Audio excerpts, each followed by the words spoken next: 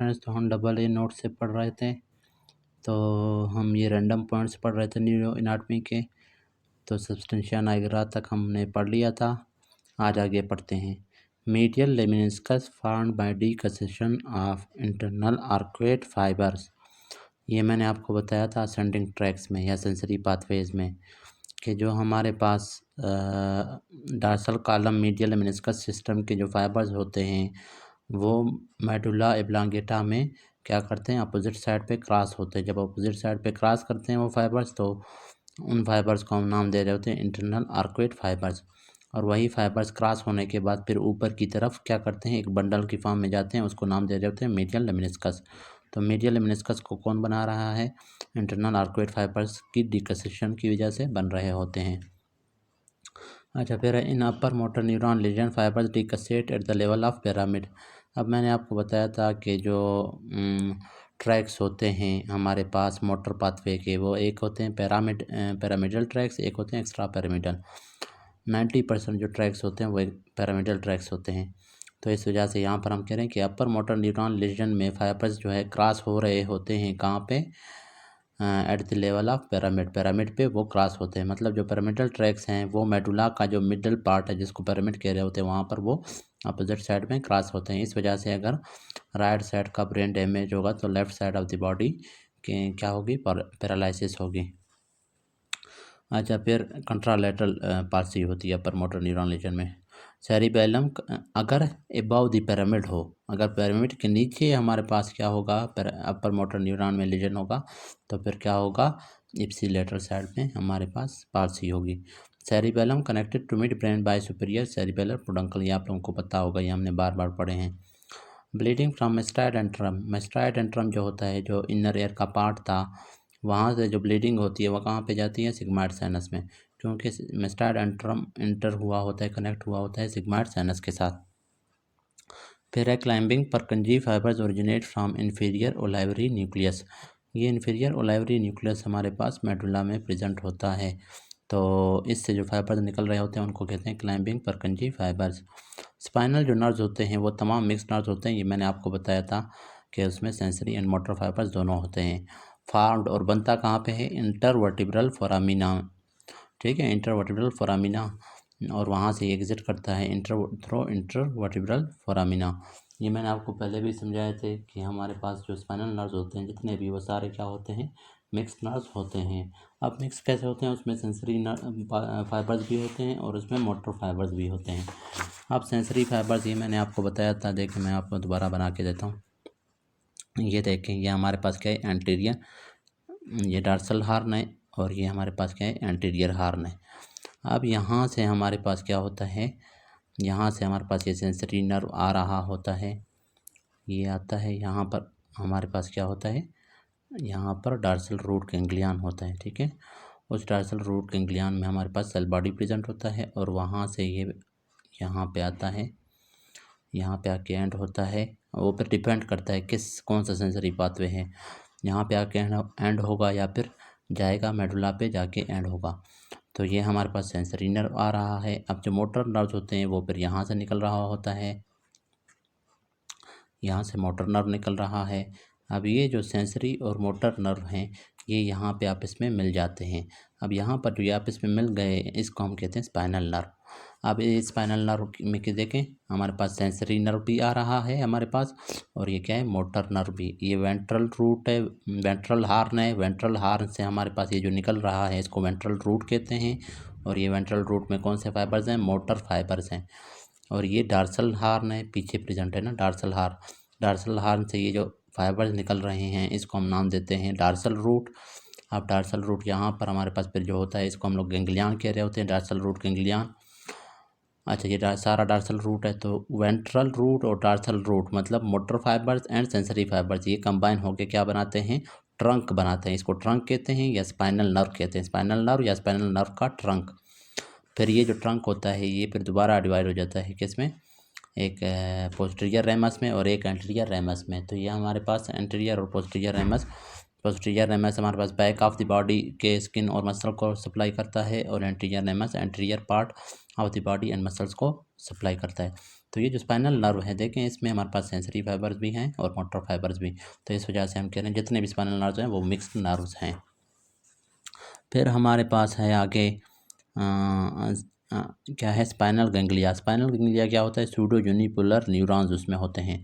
Spinal ganglia यहीं पे है, या इसी को कहते हैं, ये जो मैंने आपको बताया है डार्सल रूट गैंग्लियन। मतलब ये जो सेंसरी नर्व्स आ रहा है यहाँ पे, जो स्पाइनल नर्व के अंदर एंटर होके यहाँ पर इसका जो सेल बॉडी होता है, इसको कहते हैं डार्सल रूट गैंग्लियन। यहाँ पर बहुत सारे, ये एक नर्व नहीं आ रहा होता ना, बहुत सारे नर्व फाइबर्स हैं, एक्सॉन्स हैं ना, वो आ रहे होते हैं, उन सब के सेल बॉडीज़ यहाँ पे प्रेजेंट होते हैं, जिसको नाम दे रहे होते हैं डार्सल रूट गैंग्लियन या स्पाइनल गैंग्लियन। तो ये हमारे पास इसमें जो नर्व, ये सारे नर्व जो आ रहे हैं जो इसके अंदर, वो सारे नर्व्स के या न्यूरॉन्स कौन से होते हैं, सूडो यूनिपोलर न्यूरॉन्स। अच्छा, सूडो यूनिपोलर क्यों कह रहे हैं, क्योंकि इनका एक पोल होता है ना। अच्छा, स्केलेटल मसल पर क्या होते हैं, वो मल्टीपोलर। स्केलेटल मसल के अंदर हमारे पास जो नर्व्स होते हैं मल्टीपोलर होते हैं। ऑल्फैक्टरी जो नर्व है वो बाइपोलर है। क्यों, क्योंकि उसका हमारे पास क्या है, बाइपोलर न्यूरॉन किसको कह रहे थे, बाइपोलर न्यूरॉन हमने पढ़ा था। अब ये देखें, यहाँ पर हमारे पास इस तरह है ना, ये सेल बॉडी है, सेल बॉडी से एक ही असल में, ये देखें सेल बॉडी है, सेल बॉडी से इस तरह एक ही निकला है, उसी एक, वो एक पर डिवाइड हो रहा है दो में, एक इस तरफ जा रहा है जो कि डार्सल रूट में, और दूसरा हमारे पास अफेक्टर्स या स्किन और मसल रिसेप्टर्स के पास जा रहा है। इसको हम नाम दे रहे होते हैं क्या, सूडो यूनिपोलर। अच्छा, और यूनिपोलर क्या होता है, यूनिपोलर ये होता है कि उसका हमारे पास सेल बॉडी है और सेल बॉडी से सिर्फ एक्सॉन निकल रहा है, डेंड्राइट्स वगैरह नहीं है। तो ये हो गया यूनिपोलर, मतलब एक पोल है, उसका एक एंड है, ये इसका हेड है और ये इसका एंड है। और ये सूडो यूनिपोलर है, मतलब इसको सूडो क्यों कह रहे हैं, फाज, इसका हम कह रहे हैं ये, इसका हम कह रहे हैं कि एंड एक है, असल में इसका एंड एक नहीं है, इसके एंड दो हैं, एक ये है एक ये है, लेकिन क्या है, इसको सूडो यूनिपोलर कहते हैं। फिर अगर इस तरह से हो, ये हमारे पास अभी न्यूरॉन है, इस तरफ भी इसका हमारे पास, इस तरफ भी हो, इसको फिर नाम दे रहे होते हैं यूनिपोलर। अब ये यूनिपोलर देखें, जो सेल बॉडी है उससे एक एक्सॉन इधर भी निकल रहा है, इधर भी निकल रहा है, लेकिन यहाँ पर जो था सेल बॉडी से इस तरह एक ही निकला था, वो फिर दो में डिवाइड हुआ था। तो ये सूडो यूनिपोलर, ये यूनिपोलर, सॉरी ये वाला जो है ये यूनिपोलर नहीं है, ये वाला यूनिपोलर है, ये वाला जो है इसको हम नाम दे रहे होते हैं बाइपोलर। इसके दो एंड है, एक ये वाला एंड है, एक ये वाला एंड है, दरमियान में सेल बॉडी है। तो ऑल्फैक्टरी जो नर्व है वो इस तरह है, बाइपोलर है। कुछ फिर मल्टीपोलर होते हैं, वो फिर इस तरह, ये सेल बॉडी है, इससे कई हमारे पास एक्सॉन या डेंड्राइट्स इस तरफ निकल रहे हैं और कई एक्सॉन या डेंड्राइट्स इस तरफ, ये मल्टीपोलर है। तो स्केलेटल मसल में जो होते हैं वो इस तरह के मल्टीपोलर होते हैं। जो ऑल्फैक्टरी नर्व है, जो ऑल्फैक्शन के लिए होता है, वो इस तरह से होता है। और जो स्पाइनल गैंग्लिया होता है या डार्सल रूट गैंग्लियन, उसमें इस तरह के होते हैं, उसको कहते हैं सूडो यूनिपोलर। तो ये चीज़ें आपने याद रखनी हैं। अच्छा, फिर हमारे पास आ जाता है, आगे है डार्सल कॉलम। डार्सल कॉलम कौन से सेंसेशन को परसीव कर रहा था, fine touch, pressure, vibration, proprioception के सेंसेशंस को, और position of sense of position को भी ये कैरी कर रहा था। अब फाइन मूवमेंट्स ऑफ हैंड के जो फाइन मूवमेंट्स होते हैं उसको कौन कंट्रोल कर रहा होता है, सेरिबेलम, एंड कैरीड बाय, उसको सेरिबेलम कंट्रोल कर रहा है, और कैरीड बाय क्या है, कार्टिकोस्पाइनल ट्रैक्स। कार्टिकोस्पाइनल ट्रैक्स इसको कैरी करते हैं। मतलब अब जो हैंड है, हैंड के जो फाइन मूवमेंट्स, इसमें एक बात याद रखें, ऊपर हमने पढ़ रहे थे क्या, फाइन टच, यहाँ पर है फाइन मूवमेंट्स, हैंड के जो मूवमेंट्स होते हैं, लेकिन एक होता है फाइन मूवमेंट्स। फाइन मूवमेंट्स का मतलब एक तो इस तरह ग्रॉस मूवमेंट्स होते हैं, एक है फाइन मूवमेंट्स। फाइन मूवमेंट्स का मतलब जैसे हम राइटिंग कर रहे हैं, जैसे वो दस्तकारी करते हैं, ठीक है, तो एम्ब्रॉयडरी, तो ये जो इनको कहते हैं फाइन मूवमेंट्स। तो ये जो फाइन मूवमेंट्स होते हैं हैंड के, तो इनको कौन कंट्रोल कर रहा होता है, मोटर पाथवे, जाहिर है ना। और मोटर पाथवे कौन से होते हैं, सेरिबेलम से आ रहे होते हैं, और क्या होता है, कैरी इसको कौन कर रहा होता है, कार्टिकोस्पाइनल ट्रैक्स कर रहे होते हैं। अब centre for direct autonomic reflexes. अब जो डायरेक्ट ऑटोनोमिक रिफ्लेक्सेस होते हैं, जैसे हमारे पास प्यूपिलो कंस्ट्रक्शन, प्यूपिलो डायलेशन वगैरह, मिक्चुरेशन और ये डिफिकेशन, ये सारे ऑटोनोमिक रिफ्लेक्सेस होते हैं बहुत सारे। तो इनका हमारे पास सेंटर कहाँ पे होता है, हाइपोथैलेमस में। मैंने आपको बताया था हाइपोथैलेमस में एक सिंपैथेटिक एंटीरियर हाइपोथैलेमस होता है, एक पोस्टीरियर हाइपोथैलेमस होता है, इस तरह से था ना हाइपोथैलेमस था। हाइपोथैलेमस में यहाँ पर हमारे पास प्री ऑप्टिक जो एरिया था, 4 एरियाज़ में हमने डिवाइड किया था ना, प्री ऑप्टिक एरिया में एक हमारे पास न्यूक्लियस था, उसको कह रहे थे एंटीरियर हाइपोथैलेमिक न्यूक्लियस। तो इसको हम क्या कह रहे थे कि ये इससे पैरासिम्पैथेटिक फाइबर्स ओरिजिनेट हो रहे होते हैं और ये बॉडी की कूलिंग करवाता है। एक्टिवेट कब होगा? हीट या टेम्परेचर वाले कंडीशन में। पीछे यहाँ पर जो न्यूक्लियस मौजूद था उसको हम कह रहे थे पोस्टीरियर हाइपोथैलेमिक न्यूक्लियस, और इससे सिम्पैथेटिक फाइबर्स ओरिजिनेट हो रहे थे और ये एक्टिवेट हो रहा था किस में? कोल्ड कंडीशन में एक्टिवेट होता है। और इसका फंक्शन क्या था? बॉडी की टेम्परेचर को बढ़ाना, हीट को कंजर्व करना। तो ये सिम्पैथेटिक और पैरासिम्पैथेटिक फाइबर्स ये दोनों हमारे पास मिला के हम लोग इस सिस्टम को क्या कह रहे होते हैं? Autonomic system, autonomic reflexes. तो इसको कंट्रोल कौन कर रहा है? हाइपोथैलेमस। ठीक है, यही बात हम लोग कर रहे हैं। अच्छा, फिर उसके बाद है हमारे पास क्या है? MCA, जो मिडल सेरिब्रल आर्टरी है वो अपर लिम्ब को हमारे पास क्या करता है? सप्लाई कर रहा होता है। और उसमें फिर क्या हो जाता है? अगर ये डैमेज होगा तो अपर लिम्ब हमारे पास पैरालिसिस हो जाएगी और एफेसिया हो जाएगा। और सप्लाइज क्या है? इंसुला एंड अपर कुलाई, उसको सप्लाई कर रहा था MCA। अच्छा, अभी anterior cerebral artery lower limbs को सप्लाई कर रहा होता है और एफिसिया इसमें भी होता है और सप्लाई कर रहा होता है सेकेंडरी सोमेस्टिक एरिया। एफिसिया मैंने आपको बताया था कि बंदा क्या है? लैंग्वेज को एक्सप्रेस नहीं कर पाएगा और उसको हमारे पास कंप्रीहेंड नहीं कर पाएगा। टेबिस डार्सालिस जो होता है वो क्या करता है कि उसमें कौन सी कंडीशन होती है? एटोनिक ब्लैडर, ब्लैडर का टोन ख़त्म हो जाता है। ये एक न्यूरोपैथिक कंडीशंस हैं। प्रॉक्सिमल मसल की अगर फ्लेक्शन होगी तो उसको कौन से ट्रैक? यूब्रोस्पाइनल ट्रैक्स हमारे पास कंट्रोल करते हैं। अब प्रॉक्सिमल मसल का मतलब ये है, ये हमारे पास फोर आर्म की जो मसल है ये प्रॉक्सिमल मसल है, लेकिन जो अपर आर्म के मसल होंगे वो हमारे पास क्या होंगे? Distal muscle. तो प्रॉक्सिमल मसल के कंट्रक्शन को, फ्लेक्शन को कौन कंट्रोल कर रहा होता है? यूब्रोस्पाइनल ट्रैक्स। यूब्रोस्पाइनल नाम से जाहिर है कि ये रेड न्यूक्लियस है। रेड न्यूक्लियस कहाँ पे होता है? मिड ब्रेन में। तो रेड न्यूक्लियस से जो फाइबर्स निकल रहे होते हैं और स्पाइनल कार्ड में जा रहे होते हैं उनको हम नाम देते हैं यूब्रोस्पाइनल ट्रैक, और वो प्रोक्सिमल मसल की फ्लेक्शन करवाते हैं। अब प्रोक्सिमल मसल की एक्सटेंशन फिर कौन करवाएगा? वेस्टिबुलोस्पाइनल ट्रैक्स। अच्छा, ये इंपॉर्टेंट चीज़ें ये आपने याद रखनी है। वेस्टिबुलोस्पाइनल क्या है? वेस्टिबुलर न्यूक्लियस से निकल रहे होते हैं। वेस्टिबुलर न्यूक्लियस कहाँ पे होता है? ये हमारे पास क्या होता है? पोंस के एंड पे और मेडुला के स्टार्ट में होते हैं। तो वहाँ से फाइबर्स निकलते हैं और वो प्रोक्सिमल मसल की एक्सटेंशन करवाते हैं। फिर आगे है इनहिबिटरी आउटपुट इन CNS। CNS में इनहिबिटरी आउटपुट कौन करवाता है? परकंजी सेल्स है। और अगर टोसिस होगा, drooping of eyelid, upper eyelid, और साथ में प्यूपिल की कंस्ट्रक्शन जिसको कहते हैं मियोसिस, तो ये मियोसिस और टोसिस अगर दोनों साथ में प्रेजेंट होंगे तो क्या होगा? हार्नर सिंड्रोम। ये इंपॉर्टेंट चीज़ें याद रखने हैं। अगर टोसिस और मेड्रियासिस होगी तो थर्ड नर्व पाल्सी है। अब देखिए, ये मैं आपको समझाता हूँ किस तरह आपने इसमें डिफ्रेंशिएट करना है। अब टोसिस और अगर हमारे पास मेड्रियासिस होगी वो थर्ड नर्व पाल्सी है। थर्ड नर्व क्या है? अक्लोमोटर नर्व है। उसमें पैरासिम्पैथेटिक फाइबर्स आ रहे होते हैं जो कि प्यूपिल के इर्द गिर्द जो मसल होता है, ये वाला मसल जो सर्कुलर मसल है ना, इसको हम लोग क्या क्या कह रहे होते हैं? इस मसल को, इसको हम लोग स्फिंक्टर प्यूपिलाई या कॉन्स्ट्रिक्टर प्यूपिलाई कह रहे होते हैं। तो अक्लोमोटर नर्व इसको इनर्वेट कर रहा होता है, उसके कौन से? Parasympathetic fibres. वो जब इसको इनर्वेट करते हैं तो इसकी कंस्ट्रक्शन करवाएंगे, तो ये जब कंट्रैक्ट होगा तो प्यूपिल का साइज़ क्या हो जाएगा? छोटा हो जाएगा। तो मियोसिस करवा रहा था। नॉर्मल कंडीशन में हमारी आई में क्या होती है? मियोसिस होती है और वो अक्लोमोटर नर्व के पैरासिम्पैथेटिक फाइबर्स काज करवा रहे होते हैं मियोसिस। जब वो डैमेज होगा, पैरासिम्पैथेटिक फाइबर्स डैमेज होंगे या थर्ड नर्व डैमेज होगा तो फिर ये वाला मसल कॉन्स्ट्रिक्ट नहीं होगा, तो फिर क्या है? मसल क्या होगा? ये प्यूपिल का साइज़ क्या होगा? बड़ा हो जाएगा, प्यूपिल डायलेट हो जाएगा। इसको हम क्या कहते हैं? मेड्रियासिस। जब प्यूपिल डायलेट होता है तो थर्ड नर्व पाल्सी में मिड्रियासिस हो गया और साथ में टोसिस, क्योंकि अपर आईलिड को हमारे पास थर्ड नर्व भी इनर्वेट कर रहा था। तो ये जो अपर आईलिड को ओपन रखवा रहा था थर्ड नर्व, जब हमारे पास थर्ड नर्व डैमेज होगा तो ये अपर आईलिड को ओपन नहीं कर पाएगा और वो ड्रूप करेगा, तो हमारे पास टोसिस होगी। तो टोसिस और मिड्रियासिस थर्ड नर्व पाल्सी में होता है। अच्छा, ये अपर आईलिड को ओपन करवाने में सिंपैथेटिक फाइबर्स का भी रोल था। अब अगर सिंपैथेटिक फाइबर्स डैमेज होंगे, थर्ड नर्व नहीं, तो उस वक्त भी हमारे पास अपर आईलिड डाउनवर्ड आएगा, तो उसको फिर हम नाम दे रहे हैं, वो भी टोसिस है। लेकिन साथ में क्या होगा? अगर हमारे पास क्या होगा? ये बहुत ज़्यादा इसकी मियोसिस अगर हो जाए।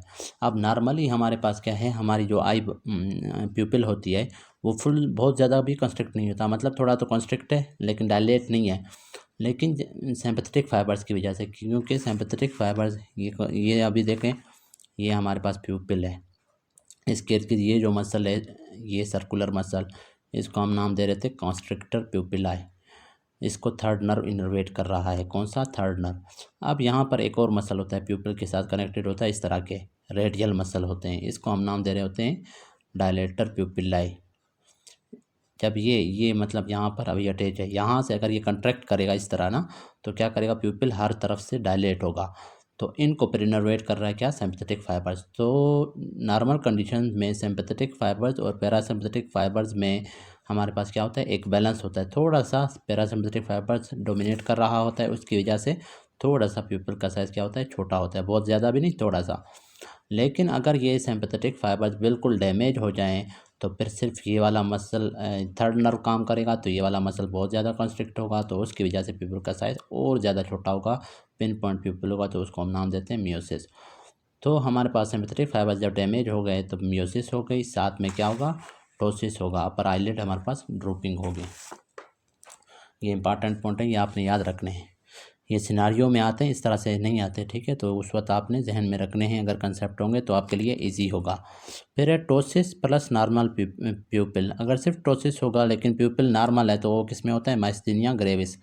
माइस्थेनिया ग्रेविस आपको पता है एक ऑटो इम्यून डिजीज़ है, जिसमें हमारे पास क्या होता है, मायोपैथीज होते हैं, मसल्स क्या है, उनकी कंट्रक्शन ठीक से नहीं हो पाती, एग्जॉस्शन हो जाती है, तो उसको कहते हैं माइस्थेनिया ग्रेविस। अब माइस्थेनिया ग्रेविस का मैं आपको बताता हूँ उसकी पैथोजेनेसिस क्या होती है। अब देखें, अपर आईलिड में क्या है, स्केलेटल मसल्स प्रेजेंट होते हैं। अब स्केलेटल मसल जो भी होता है, मैंने आपको बताया, फॉर एग्जांपल ये एक स्केलेटल मसल है, अपर आईलिड है फॉर एग्जांपल ये स्केलेटल मसल में हमारे पास क्या होता है, लोअर मोटर न्यूरॉन आ रहा होता है, ये लोअर मोटर न्यूरॉन आ रहा है, इसको इनर्वेट कर रहा है। अब यहाँ पर ये जो लोअर मोटर न्यूरॉन है, ये कौन सा न्यूरॉन है, ये हमारे पास क्या है, कोलिनर्जिक न्यूरॉन है। ये क्या रिलीज़ करता है, एसिटाइल कोलिन रिलीज़ करता है। तो इसने एसिटाइल कोलिन रिलीज़ किया, यहाँ पर सामने क्या रिसेप्टर प्रेजेंट होगा, इस रिसेप्टर पे एसिटाइल कोलिन बाइंड हो गया, इस रिसेप्टर के साथ फिर क्या है, चैनल होता है, चैनल होता है। इस चैनल को हम लोग कहते हैं NM, निकोटिनिक एन। इस रिसेप्टर को हम नाम दे रहे थे nicotinic receptor on muscles. M का मतलब मसल, N का मतलब निकोटिनिक रिसेप्टर। तो इस NM रिसेप्टर पे जब एसिटाइल कोलिन बाइंड होगा, तो ये जो चैनल है ये ओपन हो जाएगा, ये सोडियम चैनल है, कुछ में सोडियम होता है, कुछ में कैल्शियम चैनल। तो ये जब ओपन होगा तो बाहर से सोडियम सारा अंदर जाएगा, डीपोलराइजेशन होगी, फिर क्या होगा, ये मसल कंट्रैक्ट करेगा। तो इस तरह से हमारे पास काम करता है। अब जब जो माइस्थेनिया ग्रेविस है, उसमें क्या होते हैं, एंटीबॉडीज़ बनते हैं इस रिसेप्टर के अगेंस्ट, ये जो NM रिसेप्टर है इसके अगेंस्ट। अब इस रिसेप्टर के अगेंस्ट, ये जो रिसेप्टर है इसके अगेंस्ट, इसके साथ ये चैनल प्रेजेंट है, इस रिसेप्टर के अगेंस्ट क्या एंटीबॉडी बन गया। अब वहाँ नर्व जब एसिटाइल कोलिन रिलीज़ करेगा, तो एसिटाइल कोलिन रिसेप्टर पे बाइंड नहीं होगा, तो ये चैनल ओपन नहीं होगा। जब ओपन नहीं होगा तो हमारे पास क्या होगा, ये वाला मसल कंट्रैक्ट नहीं होगा। जब कंट्रैक्ट नहीं होगा तो क्या है, अपर आईलिड ओपन नहीं होगा, उसकी टोसिस हो जाएगी। तो इसको हम नाम दे रहे हैं क्या, माइस्थेनिया ग्रेविस। ये सिर्फ अपर आईलिड में नहीं होता माइस्थेनिया ग्रेविस, तमाम मसल्स में हो सकता है, लेकिन सबसे पहले सबसे ज़्यादा कॉमनली अपेयर होता है आइज़ में। अच्छा, site of fusion of binocular vision, वो क्या होता है, विजुअल कॉर्टेक्स होता है। कि बाइनोकुलर विजन जो होता है, टू आइज़ की विजन जब मिल जाती है, कहाँ पे मिलती है, विजुअल कॉर्टेक्स में आके। ये आपने याद रखना है, इंपॉर्टेंट पॉइंट है। डे विजन है प्लस क्या है, कलर विजन, इन दोनों को हमारे पास कंट्रोल कर रहा होता है कौन, सी से कलर विजन और डे विजन। और जो नाइट विजन है, और increase sensitivity to low light या डार्क लाइट में या नाइट विजन में कौन से सेल्स काम कर रहे होते हैं, राड्स, ठीक है। ये राड्स और कौन प्रेजेंट होते हैं, रेटिना में। फिर है anterior layer of retina contains, क्या होता है, एंटीरियर सबसे पहला जो लेयर होता है रेटिना का, वो रेटिनल पिगमेंट एपिथेलियम है। वैसे रेटिना के 9 लेयर्स होते हैं। फिलहाल आज यहीं तक काफ़ी है, फिर नेक्स्ट टॉपिक में हम आगे ये लेमिनास पढ़ेंगे। Thank you.